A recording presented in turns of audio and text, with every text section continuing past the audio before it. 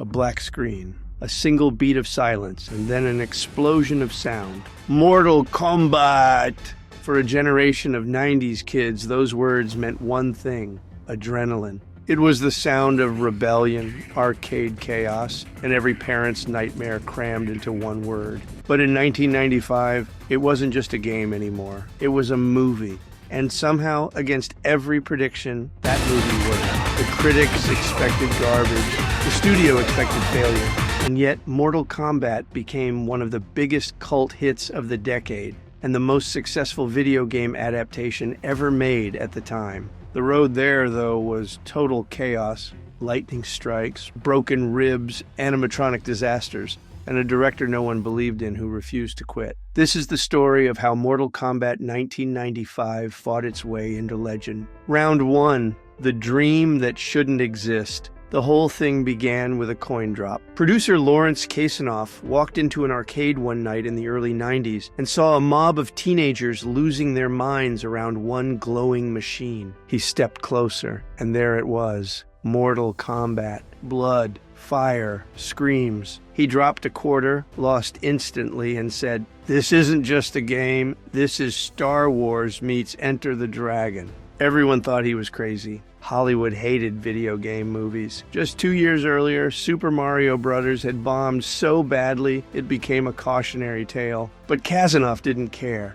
He tracked down the game's creators, Ed Boon and John Tobias, who thought his calls were prank jokes. After weeks of persistence, they agreed, and a tiny studio called New Line Cinema gave him the green light. Their only warning? Don't make it too weird. He immediately made it very weird. Round 2, the director who wouldn't break. New Line hired a 29-year-old British director named Paul W.S. Anderson, who had exactly one indie movie to his name. He was untested, unknown, unafraid. Anderson had one rule: if the audience can smell the sweat, they'll believe the punch. He wanted real contact, real pain, and real movement. No shaky cameras, no lazy stunt doubles. He was going to make a video game feel alive. The studio didn't get it, but Anderson didn't need their approval. He needed warriors. Round 3, casting the fighters. First up, Liu Kang. Hundreds auditioned. Only one man looked like he could fight a god and still smile. Robin Shu. He'd done over 40 action films in Hong Kong and trained his entire life for something like this. He didn't act like Liu Kang. He was Liu Kang. Next was Johnny Cage, the arrogant Hollywood fighter. Enter Lyndon Ashby, a karate-trained actor who strutted into the audition like he already owned the room. His sarcasm was so real, Anderson didn't even direct him. He just let the camera roll. And then came Bridget Wilson, fresh off Billy Madison. She had just wrapped another film and skipped her own rap party to train as Sonya Blade. She refused to use a stunt double and did every fight herself. During one scene, she dislocated her shoulder, popped it back in, and asked, "Was that take good?" That's when the crew realized this cast didn't just want to make a movie. They wanted to survive a war. Round 4, the god who skipped golf. The studio's first choice for Raiden, the Thunder God, was Sean Connery. He turned it down because, and this is real, he wanted to play more golf, so they called in Christopher Lambert, the immortal Highlander himself. Lambert loved it so much, he paid his own travel costs to shoot extra footage in Thailand.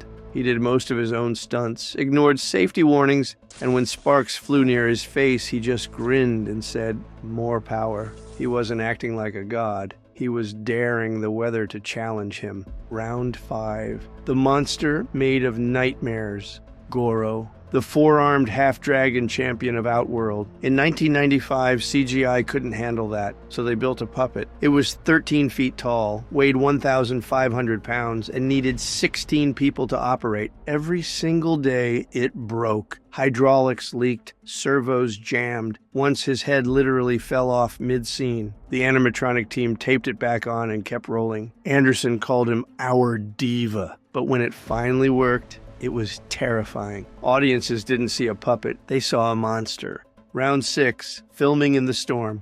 The film shot its most iconic scenes in Thailand. Breathtaking temples, fog, golden skies. But what looked like paradise on camera was hell behind the scenes. Humidity fried the lights, cameras fogged up every 10 minutes. Mosquitoes attacked like organized assassins. And then came the thunderstorm.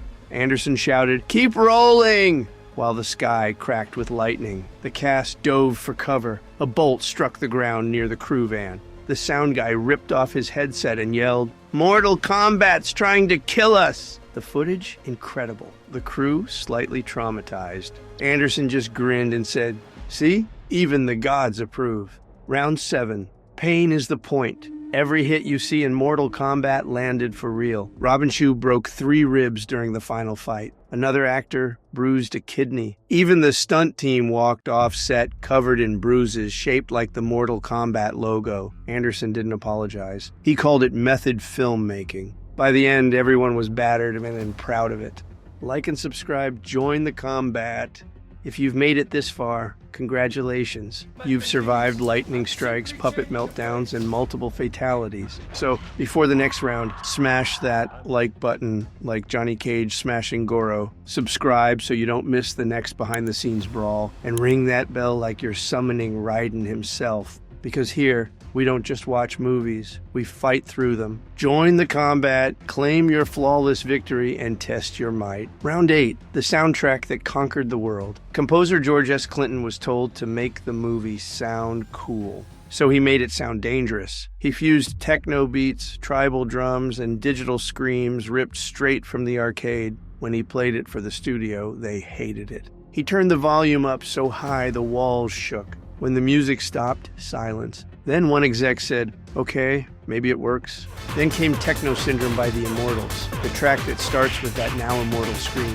It wasn't even made for the movie. It was a promotional song for the game. But when Anderson heard it, he said, "That's it. That's the heartbeat." The trailer dropped. Crowds screamed the title in theaters. The song hit the Billboard dance chart and never left pop culture. Even today, that beat drops and people lose their minds. Round 9, test screenings and resurrections. When Anderson delivered his first cut, executives panicked. Too slow, too little fighting. So he rewrote it after filming ended. He called the actors back and shot brand new fights, including Johnny Cage versus Scorpion in that flaming realm and Sub-Zero's ice crystal death. Those scenes weren't in the script. They were afterthoughts that saved the movie.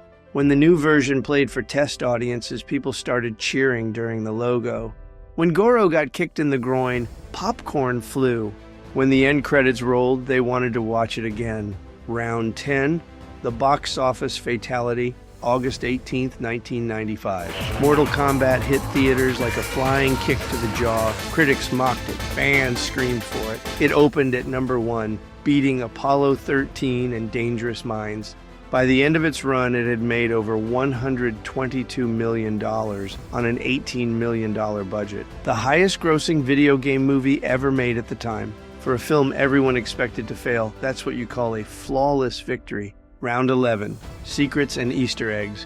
Every true fan knows the details. The hidden dragon logos carved into temple walls, the combat code flashing during the credits, and even controller combos hidden in the choreography.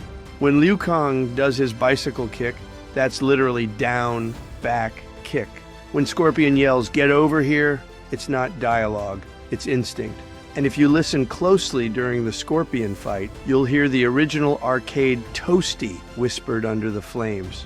Mortal Kombat 1995 was fan service before fan service existed. Round 12, VHS domination. Then came home video. Mortal Kombat crushed Blockbuster. VHS copies sold out. Kids watched it until the tape wore thin. Parents tried to hide it. Kids found it anyway. It became a rite of passage. Every group of friends had that one worn-out tape, one broken controller, and one argument about who was better, Sub-Zero or Scorpion. The soundtrack went platinum. The theme became a global anthem. For 90s kids, this wasn't just a movie. It was their battle cry. Round 13, the sequel that self-destructed. 2 years later, Mortal Kombat Annihilation arrived and immediately exploded on impact. New actors, bad CGI, zero heart. It looked like a PlayStation cutscene gone wrong. Fans walked out in silence. Critics buried it. Even Robin Shou said, "We tried too hard.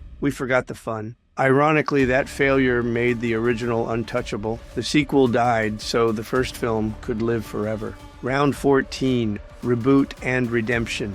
In 2021, the reboot tried again. Bigger budget, better tech. It was fine, but it wasn't 1995. Fans said the same thing. The old one felt alive. Because you can't fake what the first one had. Heart, danger, and happy accidents. You can't CGI lightning in a bottle. Round 15, why it still hits hard. Mortal Kombat 1995 isn't perfect, and that's the magic. The dialogue is ridiculous, and the CGI has aged like milk. But every frame drips with passion. Robin Shou once said, "We didn't think we were making a classic. We just gave it everything we had."